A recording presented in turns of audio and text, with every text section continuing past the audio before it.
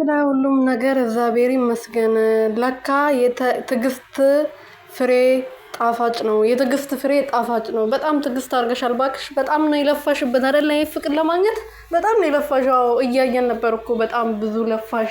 አብርሃም ብዙ አገዝሽው፣ ብዙ ነገር ለፍታችሁ ነው አንድ ላይ ያመጣችሁት አይደል? አሁን የመጣው ነገር ወይም ደግሞ አሁን የመጣው ፍቅር ማለት ነው። አዎ እውነት ነው። ለነገሩ ብዙ ጊዜ አልቅሰሻል፣ እግሩ ስር ተደፍተሻል። አዎ ይሄ ነው ልፋት ማለት ነው የፍቅር። ሰላም ሰላም ቤተሰቦቼ እንዴት ናችሁ? ደህና ናችሁ? እኔ ያለው እግዚአብሔር ይመስገን። በያላችሁበት ሰላማችሁ ብዙ ትርፍርፍ ይበልልኝ። እኔ ውድና ወርቅ እንቁ የሆናችሁ ቤተሰቦቼ እንግዲህ ሄርሜላ በመጨረሻ ሀሳቧ ተሳክቶላታል። እንግዲህ እስከዛሬ ድረስ ቀለበት እንዲያስርላት ጌም ሳይቀር ራሱ ድርድር ውስጥ ገብታ ነበር። እሱን አሸንፋ ቀለበት እንዲደረግላት ብዙ ጊዜ ቀለበት ገዝተሽ አድርጊላት አርግልኝ በዩ ስትባል ነበርና በመጨረሻም አብርሃም እንግዲህ ያው ሁሉ ነገር ሰምቶ ዛሬ ቀለበት አድርጓል። እንግዲህ ተንበርክኮ ማለት ነው። እነዚህ ወንድም ተብዬዎቹ ምኖቹ የእሷ ኮቶቶች በተሰበሰቡበት እንግዲህ ቀለበት ተደርጎላታል። እንኳን ደስ አለሽ። ይሄ ነበር ስትፈልጊ የነበረው።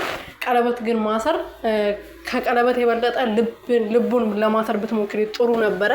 ልቡ ደግሞ አንቺ ጋር የለም። ፍቅሩ ልቡ ያለው ሩትዬ ጋር ሆኖ ላንቺ ቀለበት ቢያስር ምንም ጥቅም የለውም። ላንቺ ህይወት ምንም ትርጉም የሚሰጥሽ ነገር የለም ይሄ ነገር ማለት ነው። ነገ የሚያስለቅስሽ ነገር ስለሆነ ተንበርከሽ ራስሽ ይቅርታ ስለምትጠይቃ ሩትዬ ማለት ነው እግሯ ስር ተደፍተሽ